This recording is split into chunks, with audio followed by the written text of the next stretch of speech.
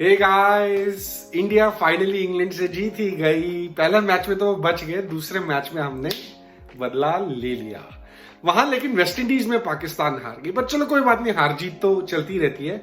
मगर test cricket का मौसम है, इंडिया पाकिस्तान की बात हो रही है, तो सचिन और इंजी को हम कैसे भूल सकते हैं। After all they are the greatest batsman arguably जो इन दो कंट्रीज से आए हैं। तो आइए चलिए कंपैरिजन करते हैं सचिन वर्सेस इंजी। मगर सचिन वर्सेस इंजी क्यों? सिंपल है ना जी, इंडियंस को लगता है कि Sachin is the best, Pakistanis को लगता है इंजी इज द बेस्ट। लेकिन पाकिस्तानियों को एक चीज और लगती है कि सचिन मैच विनर नहीं थे और इंजी बहुत बड़े मैच विनर थे। क्या ये सच है? आइए दूध का दूध और पानी का पानी करते हैं। अब man of the match data अगर देखें ना, तो सचिन ने 200 मैच खेले हैं, उसमें 14 बारी वो मैन ऑफ द मैच बने, यानी कि 7%। इंजी ने 120 मैच खेले जिसमें 9 बारी वो मैन ऑफ द मैच बने, यानी कि 7.5%। सो थोड़ा सा, ज्यादा नहीं, थोड़ा सा इंजी की नाक सचिन से इस पैरामीटर पे आगे है। लेकिन ये तो हमको दिखता है, अब जो दिखता है वो बिकता है। लेकिन क्या जो बिकता है, क्या वो हमेशा सही होता है? चलिए थोड़ा सा और डीप जाके इसको एक्सप्लोर करते हैं। अब one of the key parameters for any two batsman to be compared is averages. अब एवरेजेस लेकिन घर की अलग होती हैं और ओवरसीज की अलग होती हैं। अब जो south Africa, England, New Zealand, Australian batsman है, उनको इंडिया, पाकिस्तान, श्रीलंका, बांग्लादेश में प्रॉब्लम होती है। और हमारे जो सब कॉन्टिनेंटल बैट्समैन है, उनको पेस बाउंस में south Africa S, E England, and New Zealand A Australia में दिक्कत होती है, यानी कि सेना, south Africa, England, New Zealand and Australia. तो हम क्या करेंगे, होम और सेना एवरेजेस दोनों को कंपैरिजन करेंगे। तो अगर हम नंबर देखें सचिन के, तो सचिन की ओवरऑल एवरेज है 54, घर पे है एवरेज 53 और सेना में है 51, विच मीन्स वो घर हो या बाहर दोनों एक जैसा खेलते थे।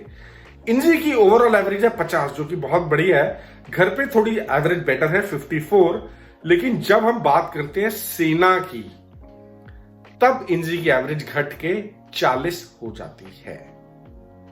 अब बात करते हैं टफ रन्स की। टफ रन से मेरा यह मतलब है कि उन दिनों की दो सबसे टॉप की जो टीम्स थी वो थी ऑस्ट्रेलिया एंड साउथ अफ्रीका। आप बांग्लादेश, जिम्बाब्वे, श्रीलंका के साथ कितने भी रन बनाइए, कितनी भी आपकी अच्छी एवरेज हो, ट्रू टेस्ट तभी है जब आप टॉप की टीम्स के साथ रन बनाते हैं। तो आइए नंबर्स को एक्सप्लोर करते हैं। अब सचिन की जो ओवरऑल एवरेज है वो है 54, श्रीलंका के साथ वो बढ़ा के कर देते थे उसको 60, और बांग्लादेश के साथ तो भैया 137। इंजी की ओवरऑल एवरेज है 50, श्रीलंका के साथ उनकी एवरेज भी 60 थी, 60। बांग्लादेश के साथ भी उनकी बहुत ही बढ़िया एवरेज थी, 80। मगर जब हम टॉप की टीम्स की बात करते हैं ना, सचिन की एवरेज थी 55, जो कि उनकी ओवरऑल एवरेज से इनफैक्ट थोड़ी बेटर थी। सो क्लियरली ऑस्ट्रेलिया के साथ वो अपनी गेम उठा देते थे। इंजी की एवरेज 50 से घट के हो जाती थी 31। अगर हम बात करें साउथ अफ्रीका की, तो सचिन की ओवरऑल एवरेज 54 से वो घटा के 42 पे आ जाती थी। मगर इंजी की बात करें तो वो 50 से घट के 32।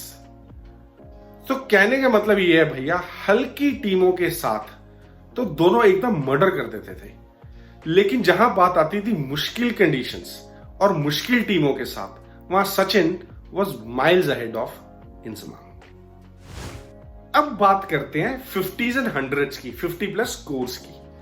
सचिन ने बनाई 68 50s and 51 100s, which means his conversion rate was 75%। इसका मतलब यह कि 75% चांस था कि सचिन ने एक बारी 50 क्रॉस करे तो वो 100 बनाएंगे ही, जबकि इंजी ने बनाई 46 50s and 25 100s, which means उनका जो कन्वर्जन रेट था वो था केवल 54%।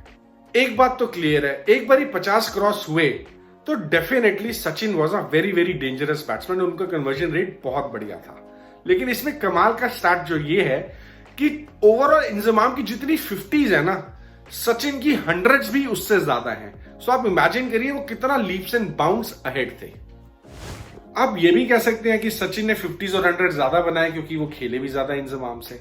मगर इसको एक और तरीका देखने का ये भी है कि 50s और 100s पर इनिंग्स कितना आ रहा था। सो आइए आंकड़े देखते हैं।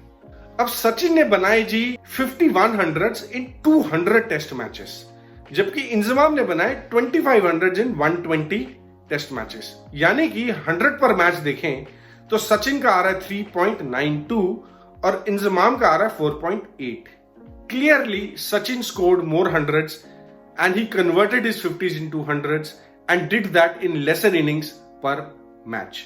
वो ज्यादा रन बनाते थे, बहुत जल्दी रन बनाते थे और बहुत ज्यादा कन्वर्ट करते थे. Clearly.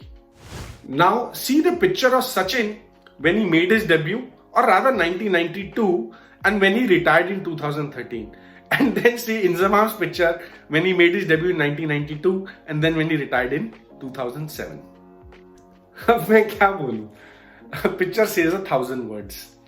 मगर anecdotally speaking, my opinion, I think Inzamam was far more talented than Sachin was in 1992 when they both were playing together.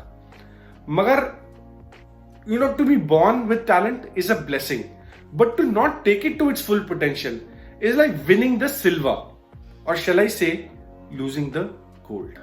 शायद यही कारण है कि जब भी कोई भी ग्रेट प्लेयर्स, पुराने प्लेयर्स अपनी वर्ल्ड 11 बनाते हैं, तो जो नंबर 4 स्पॉट है ना, वो हमेशा सचिन के लिए रिजर्व रहता है. जय Hind, Vande Mataram. This is your host Ankit Luthra and I'm not going to ask you to like, subscribe or share. Yes, I'm not going to ask you to like, subscribe or share क्योंकि अगर video अच्छी हुई तो वो तो आप वैसे भी करने ही वाले हो. Instead, what I would like is कि आप 1 मिनट लेके, केवल 1 मिनट लेके प्लीज एक कमेंट छोड़ दीजिए फीडबैक के रूप में on what are the things that I could improve on, and that itself is worth $1 million.